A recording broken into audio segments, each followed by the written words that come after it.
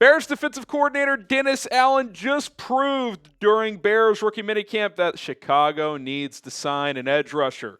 We're going to talk about that here on today's show. My name is Harrison Graham, and listen, if you think that the Bears need to sign or trade for an edge, like this video, smash that thumbs up icon if you agree with me, and we'll explore some players here on today's show.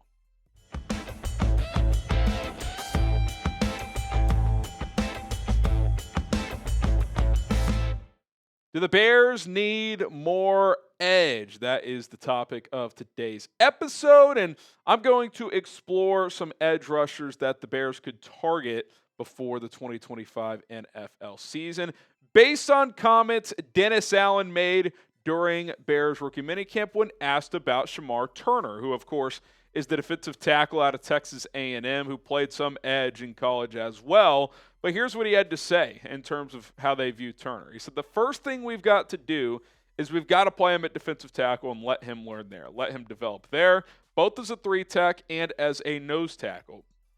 Then we'll worry about seeing that flexibility to potentially play edge. From a skill set standpoint, yeah, he's got some flexibility. We'll just have to wait and see what he can learn, how quickly he can learn, and adapt to what we're doing. I don't know about you guys, and especially if you watch the clip, to me, he was not screaming, oh yeah, he's going to play edge a lot. This is more of, we view him as a defensive tackle who, yes, has versatility and in the future could add some edge to his plate. But this sounds like a defensive tackle first and foremost with no rush to get him work on the outside. At least that's how I took that comment, which, look, as a rookie, you don't want to throw so much at a guy. Like, hey, we drafted you to be a defensive tackle. Let's get 3-tech, 1-tech down, and then if we can expand from there, great. But even if they do expand from there, at best, you're probably talking about primarily a defensive tackle that occasionally lines up at edge. So where does that leave this edge group? Because you've got Montez Sweat, you've got Dayo Odeyingbo, Austin Booker, who's still a projection, by the way, Daniel Hardy, who flashed in the preseason last year but was mostly a special teamer, Dominique Robinson, last year of his rookie contract. Like, what do you got at edge? You're pretty thin at the edge position. I mean, Jamari Chroma, Xavier Carlton, Jeremy Robinson, as you get to this grouping here. Like, Carlton and Robinson, didn't hear much about them at rookie minicamp. Doesn't mean they can't turn into something, but they are UDFAs. Is Daniel Hardy going to be a rotation piece?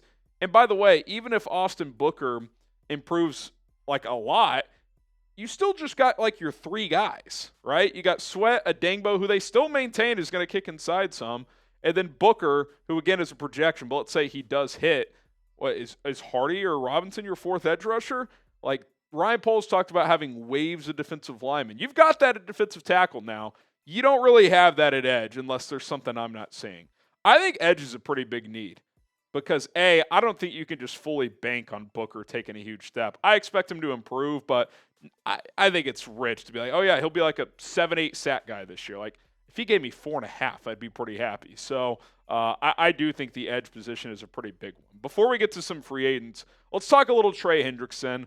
Could the Bears take a big swing here? He did release a statement to ESPN regarding the latest contract talks or lack thereof with the Cincinnati Bengals. Here's what he had to say. Quote, no communication has taken place between my camp and the organization post-draft. The offers prior to the draft did not reflect the vision we shared and were promised last offseason if I continue to play at a high level. Coaches are aware of these past conversations. Rather than using collaboration to get us to a point to bring me home to the team, they are no longer communicating. I have been eagerly awaiting a resolution of this situation, but that's hard to do when there is no discussion and an evident lack of interest in reaching mutual goals. And, you know, Trey Hendrickson's phenomenal. He's been one of, if not the best pure pass rusher coming off the edge for the last 4 years. 14-plus sacks in 3 of those years. Tons of QB hits, tons of pressures. Like, kind of a late bloomer. Like, he really hit his stride in his late 20s as a player. He, by the way, was under Dennis Allen in New Orleans. Now, he didn't really take off until he got to Cincinnati, but there is that familiarity there. I think what's happened from Cincinnati's standpoint is a couple things. One, they kind of got forced into keeping Chase and Higgins because they basically told them we're a package deal. And two, the edge market just exploded. I think a year ago, they did not anticipate Danielle Hunter getting almost $36 million. They didn't anticipate Myles Garrett getting all the way up to 40. So I think they look at this and they're like, we like you, Trey, but we don't want to give you $36 million per year. And quite frankly, I don't know if the Bears want to do that either. Like, Montez Sweat is not the caliber of player of Trey Hendrickson, but let's say they give Hendrickson 36. That's $60 million per year for 2 edge rushers. They better be the best damn dominant edge rusher duo in the NFL, or at least number 2 or 3. And I like Hendrickson a lot, and I think he's an upgrade from Sweat. But you've already paid Montez Sweat, so I'm putting myself in Ryan Poles' shoes. I don't think trading for Trey Hendrickson is the issue. I don't think it would cost a first. It'd be a second or maybe a conditional third that turns into a second. Like, that's a reasonable trade. In fact, I'd say that's a pretty good deal for a team trading for Hendrickson. The issue is the contract you're going to have to pay. You're going to have to give him Danielle Hunter money on a 2, 3, 4-year extension, and he's already 31. I'm not even saying I wouldn't do it. I just don't think the Bears are. And so I think when you talk about this position, you got to start looking at, affordable players that are still available, which we will do here in a moment. Would you be cool with trading for and paying Hendrickson? Type Y for yes, you would, and for no, you would not. Listen, you want to go all in? I'm not going to argue against it, but I think if they were going to jump on that, they would have done it by now. So I'm going to guess they will not. Okay, we'll run through some free agents here and some players I like and some guys that can help. We've talked about some of these guys. Za'Darius Smith, still a really good pass rusher. He's not elite, but he's very good. Almost a 14% pass rush win rate, had 9 sacks, 17 QB hits last year. He's like a perfect, number 2, number 3 edge, which is what he would be if you brought him in here. He'd be your third guy and kind of, 2A, 2B with the Odeyingbo, who's going to kick inside and be a better run stopper than Smith. So I would do it. I'd be very interested. I'm surprised he remains unsigned. Still a very good player. Jadeveon Clowney, cut last week by the Carolina Panthers. Still a productive player. Still a solid player. 3 of the last 4 years, 5.5 sacks or more. 2 of those 4 years, 9 sacks or more. Historically has been really, really good against the run. I always say this, and I'll continue to say this about Clowney. He's never reached that potential of being a number 1 pick, especially as a pass rusher, 58 career sacks.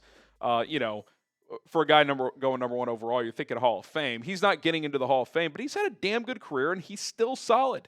And he fits the frame and the size that Dennis Allen covets. That would be another player I'm very, very interested in. And by the way, Clowney, Smith, it's mid-May. You're not going to break the bank for these guys. You should be able to get them for single-digit millions of dollars on a 1-year deal. Okay, we got some Colston Loveland jerseys available at chatsports.com/Loveland. Click and shop today. Go ahead and pick one up right now if you want to pre-order your 84 Colston Loveland jerseys. How about Matt Judon, a player that the Bears tried to go get last year? You remember during Hard Knocks, during training camp, the Bears offered a 3rd-round pick to New England to go get Matt Judon. They took the offer from Atlanta instead. But Poles has had Judon on his radar before. Now, obviously, Judon didn't play that well for Atlanta, so I'm guessing the Bears have probably soured on him a little bit, but I don't know, if you're talking $3-4 million, like, guy has a history of rushing the passer, so you could certainly do a lot worse. Yeah, I'm not as high on him after last year, and the year before he was mostly hurt, so it's been a couple years since he's been really productive. But again, if you're talking Matt Judon or Dominique Robinson, pretty easy call. Same with Von Miller. Past his prime, 36 years old, probably fits better in a 3-4 with his size and stature, but still knows how to rush the passer. He had 6 sacks last year as a, kind of somewhat casually used edge rusher. He didn't start for Buffalo. He rotated in, missed 4 games, so he had a sack every other game essentially. Situational pass rusher. Like, I don't think he can play the amount of snaps Clowney or Smith could, but still a guy who could help you out. And then Preston Smith, if you want to go an even cheaper option, I would imagine. Shouldn't cost more than a couple $1 million. Veteran player, can rush the passer, can stop the run, played in Green Bay and in the NFC North for a long time before getting traded to Pittsburgh midseason last year. Just kind of a vet who knows what he's doing. So which free agent edge should the Bears sign? I would look at Smith or Clowney. Those two really stand out to me.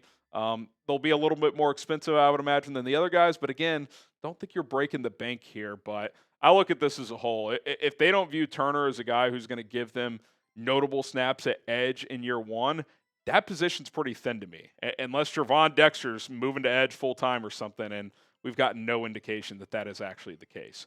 All right, that's going to do it for this edition of Chicago Bears Now. Appreciate everybody for tuning in to the show. Don't forget to subscribe to the channel, hit that like button. See you guys next time.